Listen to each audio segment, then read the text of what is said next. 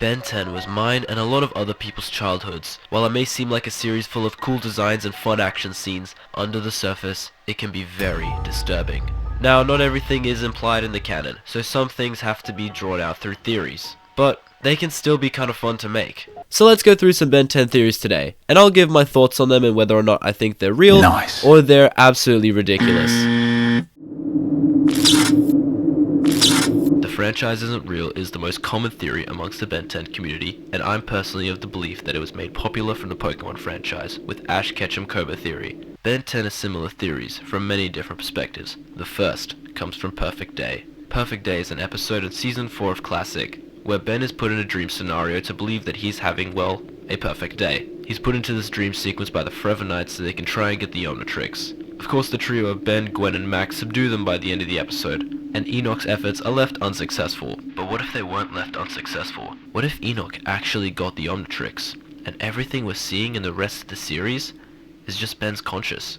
It's still his perfect day and his perfect life. There are more theories surrounding this, such as the comic book theory. The whole Ben 10 idea in the show was just a comic book written by Gwen for Ben, and all this hero business and alien stuff was just a made-up story by two teens. Or how about the entire plot of Ben 10 is just a story that Ben made while Max was on his way to get Gwen. He ended up dying in a terrible accident, and this made Gwen and Ben very depressed. This story was then expanded on to honor his death, as it was the last thing he got to talk to his grandfather about. Yeah, this theory is complete nonsense. It's just fans having fun and speculating based off like tiny different details that the franchise might not be real, but ultimately that's a crazy oversight to have, and I guess the Perfect Day one is the most plausible theory out of all of them, because it does actually fake you out in the episode, but yeah, these theories are not real.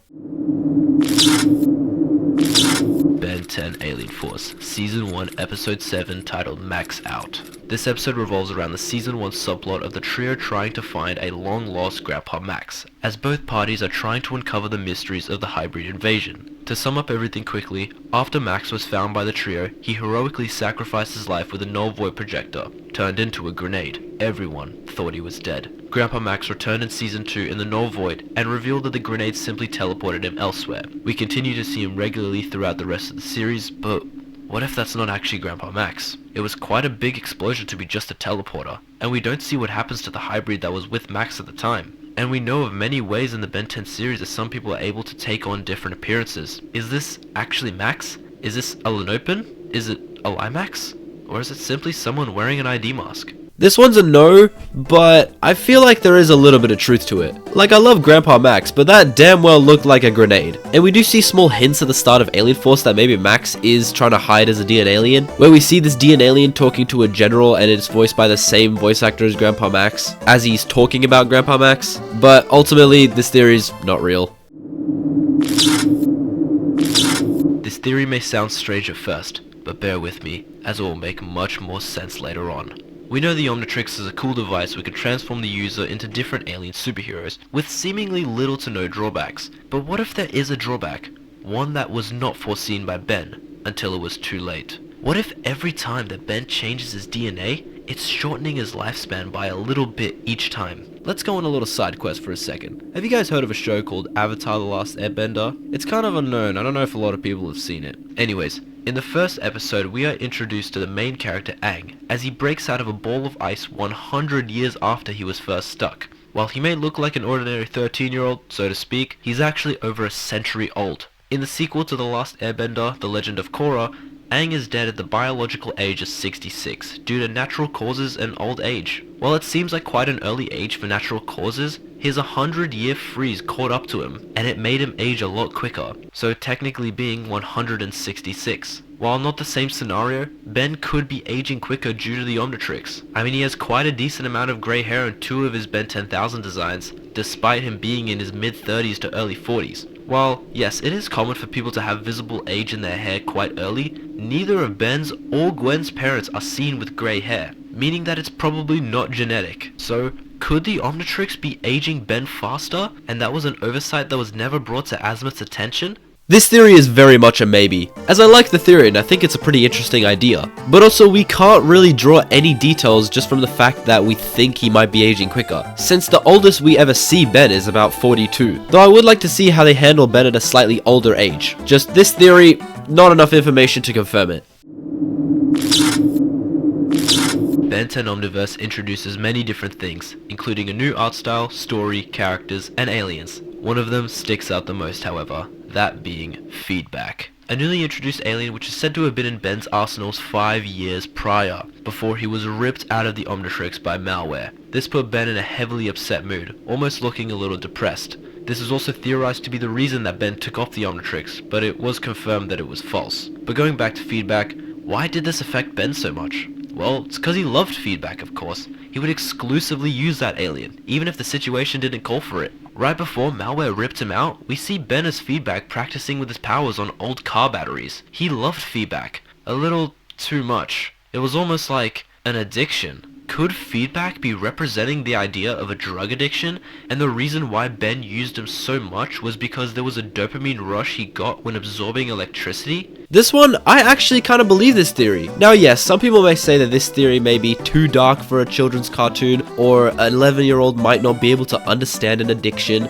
but why can't an 11-year-old understand an addiction? I mean, isn't that how some kids end up overweight and have eating disorders, is because they get addicted to sugary and unhealthy foods? And I think it's a cool message to show for the older audience. So yeah, while it may be a bit dark, Ben 10 does tackle dark themes, and I think it's very plausible that this theory could be true. We all know Albedo as Ben's evil twin, who was originally a loyal Galvan scientist turned vengeful due to his envy of his boss and the wielder of the Omnitrix. We know two main things about him, is that he hates Ben, and he hates being Ben. This ever-present body dysmorphia was eating at him internally, and his appearances in Alien Force and Ultimate Alien have him go through insane lengths to return to his Galvan form. He felt physically uncomfortable being in Ben's body, and caused him to have Ben's impulses and sometimes freak out because of it. After he was defeated in For a Few Brains More, he was trapped in Ben's body, but de-aged to an 11-year-old version, causing him to cry. What may seem like a silly gag meant for children, it actually could mean a lot more. We don't get to see a future version of Albedo, and while that may be due to the writers not knowing how to include him in a story, or he figured out how to return to his Galvan form and stopped his vengeance for Ben, or maybe it was neither of those. Maybe, after Omniverse, Albedo spent so much time trying and failing to return to his Galvan form that it just took too much out of him. He spent so long dealing with his body dysmorphia, being stuck looking like Ben, leading him to have suicidal thoughts, and then, well, ending his story for good. This one, like the other future theory, is a very big maybe. While I would love to see a deeper look into Albedo's future and his character progression, as he did go through quite a big character arc in Ultimate Alien just to throw it away in Omniverse, because I kinda like how he got what he wanted in Ultimate Alien, but then since it reversed, it just turned him insane. So I could definitely see this theory becoming true. But to contradict myself there, I don't think that Ben 10 would tackle subjects such as suicide, as that is a very serious topic that I don't even think more mature cartoons would handle. So yes, while I think this theory could be true, I still probably have to say no. There are quite a few alternate Bens that we see in Omniverse, and a few of them get fleshed out pretty well, but one of them quite literally hides in the shadows as we don't get to see him a lot, and don't know any of his backstory. That is Nega Ben, or Emo Ben. While we don't get to see any of his backstory, we can infer a few, let's just say, disturbing details. Everyone should know what happened in the very first episode of the series, titled And Then There Were 10. With Ben's first transformation heat blast, he accidentally sets the forest on fire while experimenting with his new powers. In the Prime timeline, Gwen and Max come over to subdue the fire, but they realize their efforts are not enough to rid the fire, so on the request of Max, Ben smothers the fire and the day is saved. But that's not the case of the Nega Ben timeline. Instead, Gwen and Max were too late to save the forest. They tried to help, but the fire was too overwhelming for both of them. And with Ben transformed into an alien he has no idea how to use, he couldn't help. Gwen and Max were burning from the fire, right in front of Ben's eyes, and they died a long, painful death, leading Ben to go down a darker and quieter path. This theory, I think I agree with it. Nega Ben is a very nothing character. We get pretty much no backstory for him, and we know nothing about his universe. But hey, if you guys want to see a video of me delving into the alternate Ben's universes, then drop a comment and I'll do it. He doesn't really have anything going on for him besides the fact that he's just kind of emo, and he's definitely the least interesting alternate Ben. Like, yeah, we don't really get any backstory for Bad Ben or Ben Zaro, but Ben Zaro is quite interesting, the fact that he's a zombie, and we do get to see quite a lot of Bad Ben. And since they did address that Ben 23's Grandpa Max had passed away, I think this is pretty plausible. Remember that this isn't the Prime timeline, so they can tackle darker subjects. We all know about the cataclysmic event that ended the universe in episode 4 of Omniverse, the Annihilarg, a device which creates and destroys universes with a press of a button, and destroy it did to the Prime Timeline. Every living thing was erased from existence, all except Ben, who protected himself using Alien X. He tried to restore everything, but there was nothing he could do, and everyone he once knew and loved was gone. So his solution was to create an exact duplicate of the universe and everyone inside of it. While this may seem like a very dark topic, Omniverse's tone portrays it in a very light-heartedly manner, a little jocular even. The main thing to represent this being the new Mr. Smoothies. Later on, when it's revealed that Ben duplicated the universe, he mentions that he couldn't perfectly replicate some of the flavors from the old Mr. Smoothies. But then that takes us to A New Dawn, where Ben meets the Contumalia. These multiversal gods' fifth-dimensional forms cannot be perceived by the naked eye, so they take on the form of your heart's greatest desires. Rook saw his father, Maltruant saw himself, but Ben, instead of seeing his grandfather, his cousin, his best friend, his partner, his allies, or one of his many love interests, he sees 3 smoothie cups. It's treated as a funny gag, and seen by the community as a terrible writing choice. But what if it's more than that? These smoothies aren't just Ben's desires, but also Ben's failures. Ben tried to restore what was lost, but couldn't, and these smoothies represent what he failed to save. It's actually his guilt for not being able to win. So, is Ben's heart's biggest desires not smoothies, not his family, but his drive and hunger to save the day and be a hero?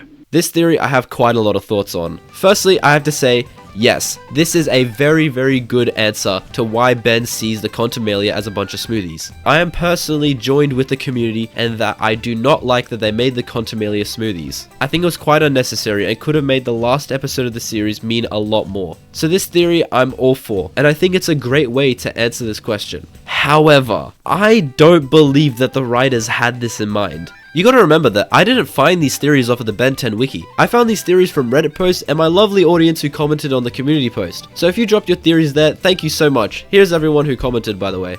But these theories were all things that fans made. And I feel like this is a major retcon that the studio would just use to cover themselves up. But if this was intentional, I love it. And I think it's the best theory out of this list. And that is why I saved it for last. And that's it. Thank you guys for watching this video. I hope you enjoyed it, and I hope that this kind of video was a little fun thing that we do that's a little different. It's still kind of a list video, but a little different. And I'm sorry that if this video comes out a little late, I'm recording this while I'm quite sick, and I was really busy over the past couple weeks. But if this video did come out on time, then thank you for watching. If you guys enjoyed, make sure to like and subscribe down below. Leave a comment on what you thought about this video. Let me know what you thought, what was your favorite theory, and just the favorite theory that you've heard in the past before. Doesn't even have to be from this video. That's all I already got for now. I'm Rizzyrez, and until next time, I'll see you later. Peace.